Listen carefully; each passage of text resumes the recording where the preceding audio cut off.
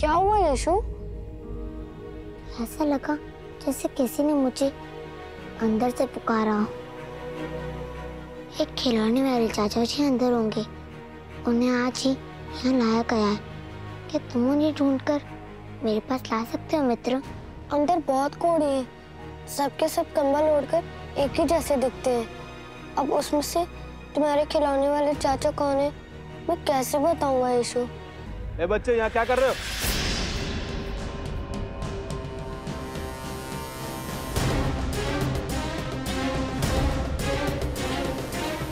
जी, मैंने ही मन्नू को साथ लाने से मना किया इन्हें।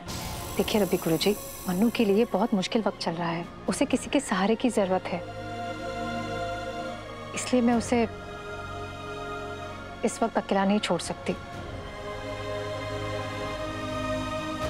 मन्नू कोढ़ी का बेटा है, वो इस गांव में नहीं रह सकता। निकालो उसे गांव से बाहर। हाँ, निकालो बाहर। निकालो बाहर। हाँ, निकालो बाहर। हाँ, निकालो बाहर उसे।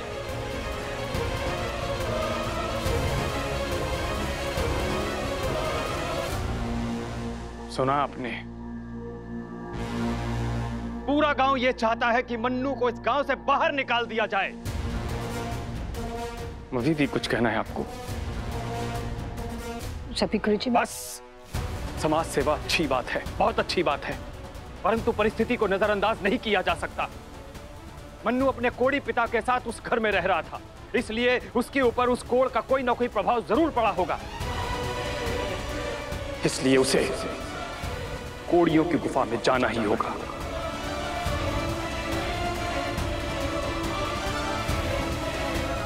मन्नू में कोढ़ के रत्ती भर भी लक्षण नहीं है गुरुजी, फिर उसे उस गुफा में भेजने की क्या जरूरत है?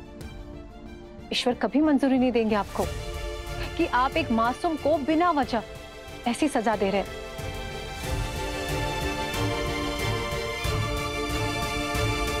ठीक है, हम उसे गुफा में नहीं भेजेंगे, परंतु गांव के बाहर जो जंगल है उसे वहां तो जाना ही पड़ेगा, कम से कम तब तक के लिए जब तक ये साबित ना हो जाए कि उसके ऊपर कोढ़ का कोई असर हुआ है या नहीं हुआ है। उसके बाद ही निर्णय लिया जाएगा कि मन्नू कोढ़ियों की गुफा में जाएगा या इस गांव में वापस आएगा।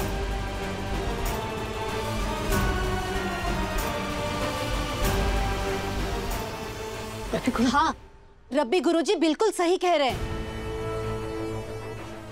हाँ, मुझे भी लगता है यही ठीक होगा। मैं तो हैरान हूँ, कहाँ चली गई है आपकी संवेदनाएं? एक छोटा सा मासूम बच्चा अकेले उस जंगल में कैसे रहेगा? अच्छा, तो आप ही बताइए कि मन्नू कहाँ रहेगा?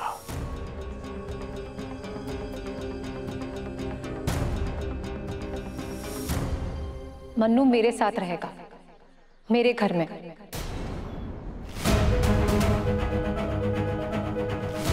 घर सिर्फ तुम्हारा ही नहीं है कि जो मर्जी आएगा वो तुम करती रहोगी। वो घर हमारा भी है, वहाँ क्या होगा और क्या नहीं इसका फैसला हम भी करेंगे। पता चला कल को वो कोढ़ियों वाली गुफा में जाके सारे कोढ़ियों को अपने घर ले आई।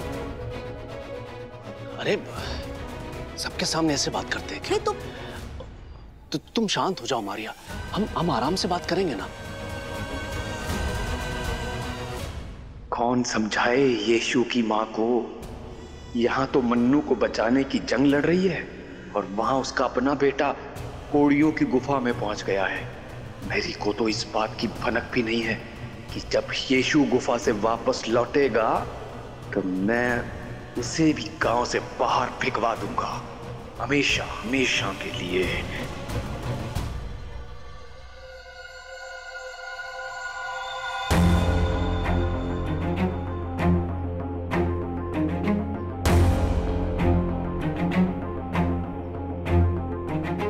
तुम्हें तो कोड नहीं है, तो फिर तुम यहाँ क्यों आए हो? मैं अपनी मर्जी से आया हूँ। लेकिन क्यों बेटा? ये जगह बच्चों के लिए ठीक नहीं है। एक काम करो, आप घर वापस लौट जाओ। लौट जाऊंगा, लेकिन क्या थोड़ी देर के लिए मैं इस गुफा के बाहर रुक सकता हूँ? लेकिन यहाँ रुककर तुम करोगे क्या? यहाँ रुककर मैं इनका दुख बांटना चाहता हूँ। यहाँ बहुत भीड़ है, लेकिन इस भीड़ में भी सब लोग अकेले हैं। मैं इनके साथ थोड़ी देर रुकना चाहता हूँ। लेकिन तुम किस किस के साथ रहोगे बेटा? जो भी अकेला है उसके साथ रहूंगा। ठीक है, यहाँ चुपचाप बैठे रहो, अंदर मत जाना। बहुत तेज धूप हो रही है, वैसे भी सुस्ती सी आ रही है। चलो थोड़ी देर चलकर छांव में आराम करते हैं। चलो चलते हैं।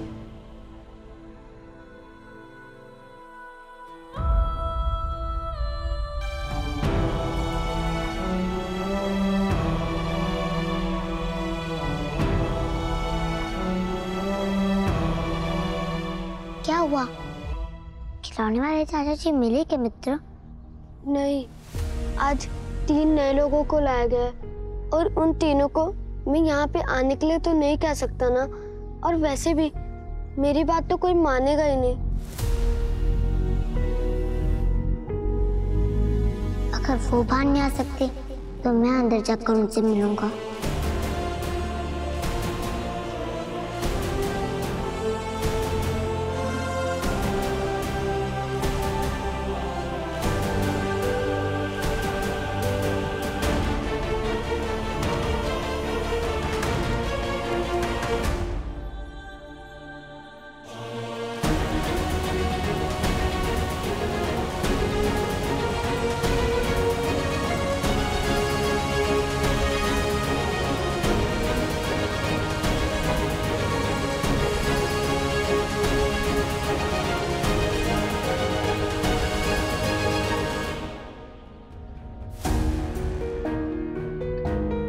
भाभी,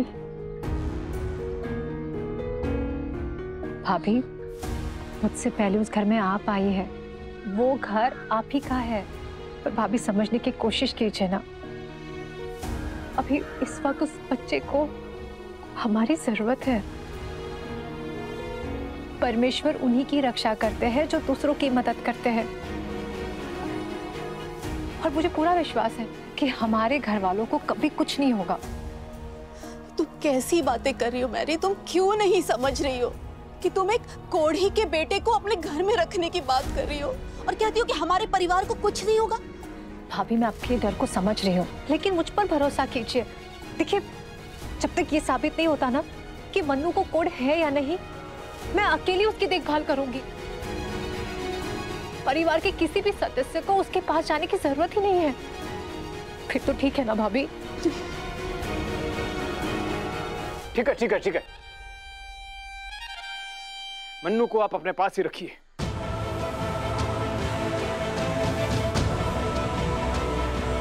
अपने घर पर ही रखिए आप मन्नू को।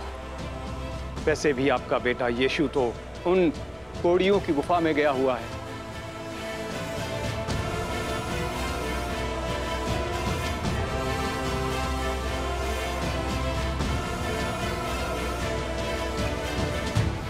अब यदि आप मन्नू को अपने साथ रखने को तैयार हैं, तो निश्चित तौर पर जब यीशु उस गुफा से वापस आएगा तो आप उसे भी अपने साथ ही रखना चाहेंगी।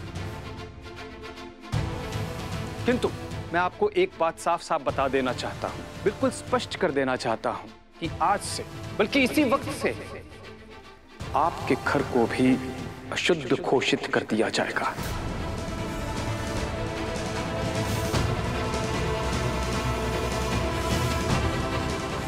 अगर आपके घर में किसी को भी कोढ़ हुआ तो आपके पूरे परिवार को उस कोढ़ियों की गुफा में जाना होगा। गुरुजी, ऐसा मत कीजिए। मंजूर है आपको?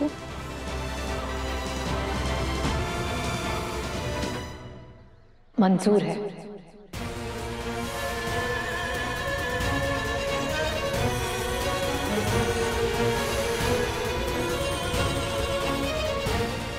कहते हैं जानबूझकर अपने ही पैरों पर कुल्हाड़ी मारना।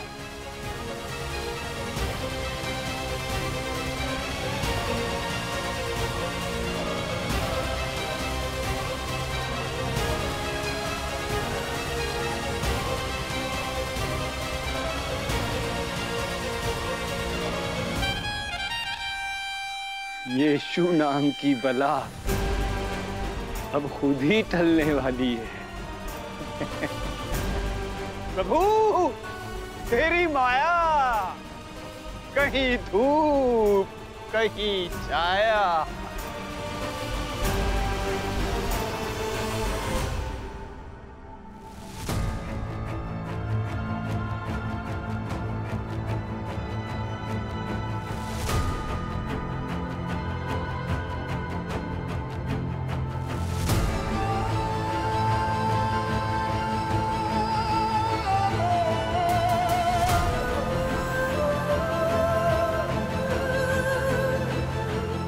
यीशु, अंदर बहुत बुरी तरीके से कोढ़ फैल चुका है।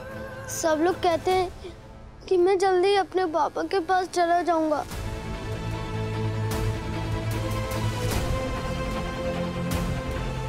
यीशु, तुम्हें अंदर आने की क्या जरूरत थी? अगर यहाँ के चौकीदारों ने तुम्हें देख लिया तो वे तुम्हें कभी वापस घर नहीं जाने देंगे। कुछ भी हो, मैं इन लोगों से मिले बिना वापस नहीं जाऊंगा। तुम ऐसा क्यों कर रहे हो यीशु? तुम बेवजह अपनी जान खतरे में क्यों डाल रहे हो? बेवजह नहीं मित्र, वजह यह है कि मुझे इनकी परवाह है। यहाँ आने से पहले माँ ने मुझे बताया था कि इंसान इस बीमारी से नहीं आता, बल्कि इस बीमारी से पैदा होने वाले अकेलेपन से आ जाता है। इसलिए मैं इन सभी लोगों को बताना चाहता हूँ कि ये लोग अकेले नहीं है, मैं इनके साथ हूँ।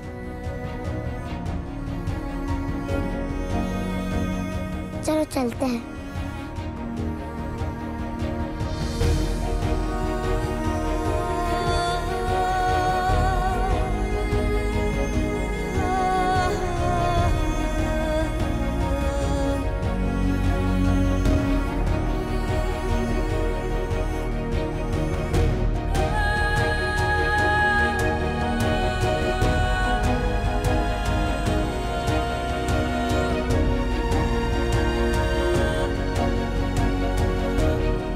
इसे तो कोड भी नहीं, फिर ये यहाँ क्यों आया है?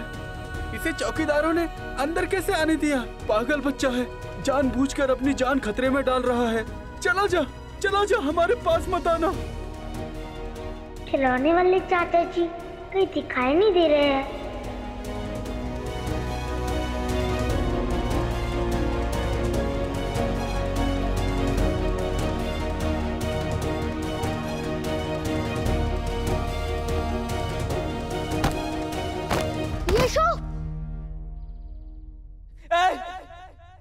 उस बच्चे से दूर रहो।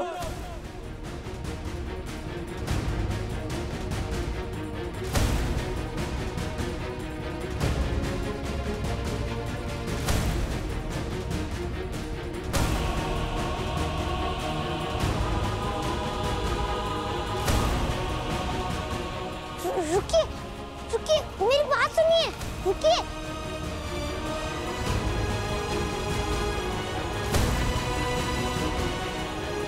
नहीं यीशु, मुझसे दूर रहो, मैं शुद्ध हूँ। तुम चले जाओ यहाँ से।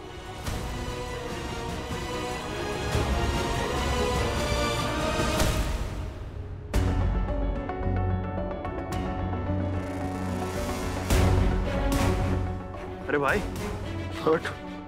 अरे वो बच्चा कहीं दिख नहीं रहा है, कहाँ गया होगा?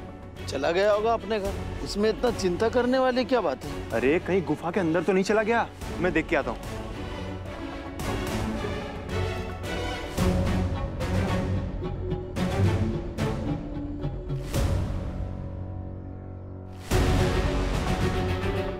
यीशु, चौकीदार के आने से पहले तुम यहाँ से चले जाओ। यीशु, एक चौकीदार गुफा की तरफ आ रहा है।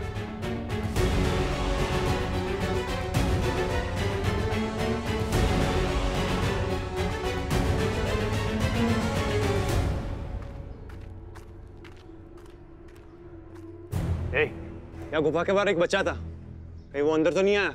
नहीं, मैंने भगा दिया।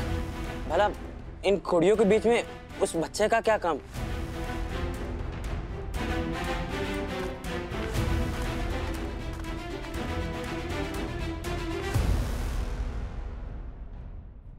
यीशु, मुझे पता है तुम्हें झूठ बोलना बिल्कुल पसंद नहीं, लेकिन मैं सच बोलकर तुम्हारी जान खतरे में नहीं डाल सकता।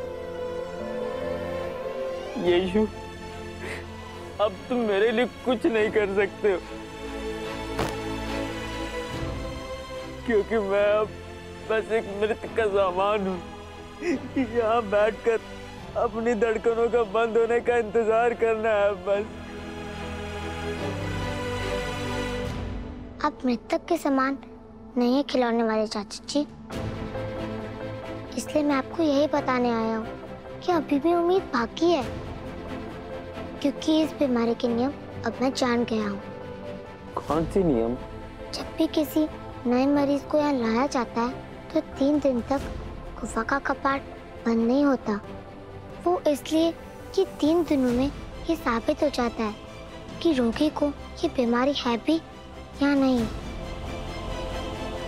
वो कैसे?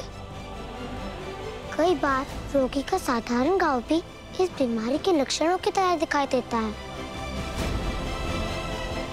तो जब 3 दिनों में उनका घाव ठीक होने लगता है तो ये तय हो जाता है कि उन्हें कोढ़ है ही नहीं। फिर उन्हें यहाँ से अपने घर लौटने की अनुमति मिल जाती है। अब देखिएगा खिलौने वाले चाचा जी, आप भी 3 दिनों में अपने घर लौट आएंगे। और मैं आपको ये बताने ही आया था कि मन्नू अब बिल्कुल ठीक है, क्योंकि वो माँ के साथ है। मैं जानता हूँ कि आपको मन्नू की बहुत चिंता हो रही होगी।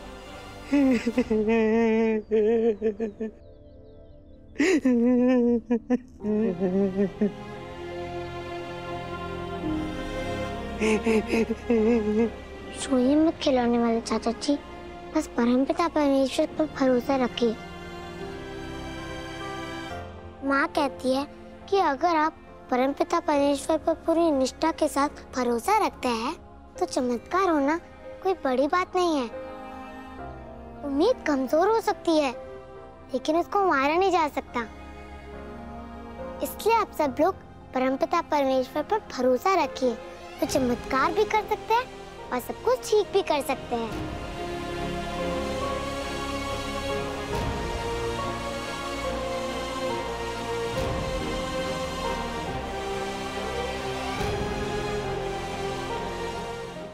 आप सब लोग यही सोच रहे होंगे कि मैं कौन हूँ, इसलिए अब मैं अपना परिचय देता हूँ।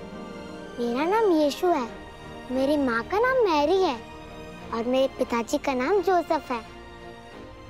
अब मैं आप लोगों के लिए अनजान नहीं हूँ, इसका मतलब अब आप अपने मन की कोई भी बात मुझसे कह सकते हैं।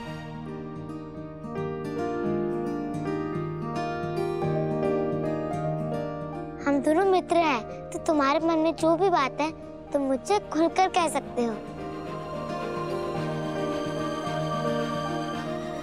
मुझे अपने माँ बाबा से बात करना है, पर वो तो ईश्वर के पास है। क्या तुम मेरी बात उन तक पहुँचा सकते हो? परमपिता परमेश्वर से प्रार्थना करनी चाहिए, वो सबकी प्रार्थना सुनते हैं।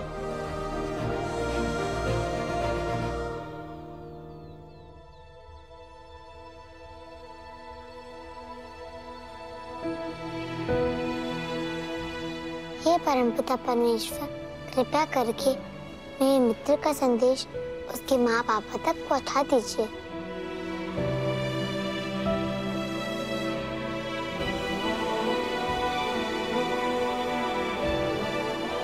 माँ बाबा, आपकी मुझे बहुत याद आती है, लेकिन मैं आपको बताना चाहता हूँ कि अब मैं अकेला नहीं हूँ। मेरा एक मित्र है, यीशु, जो बहुत अच्छा है और हमेशा वो मेरा साथ देगा। तो इसलिए आप मेरी चिंता मत कीजिए।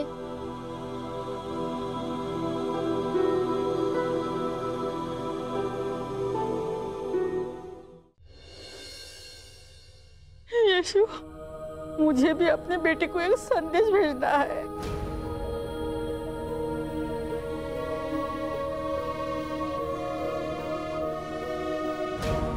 बड़े मंदिर के पास वाले गांव में मेरा बेटा रहता है, यीशु नाम है उसका।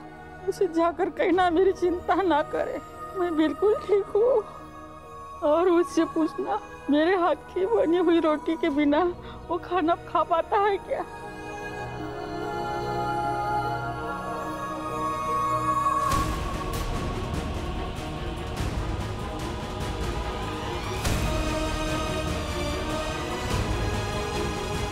यीशु, यीशु, ये तुमने क्या किया? कोड़ियों को छुआ नहीं करते, हम अशुद्ध हैं, हमसे दूर रहो। नहीं खिलौने वाले चाची जी, आप में से किसी को भी मैं अशुद्ध नहीं मानता। हम सब में परमपिता परमेश्वर का अंश है। परमपिता परमेश्वर कभी भी किसी से भेदभाव नहीं करते, इसलिए मेरे मन में किसी तरह का डर नहीं है, बल्कि मेरे मन में सभी के लिए बस करुणा और प्यार है।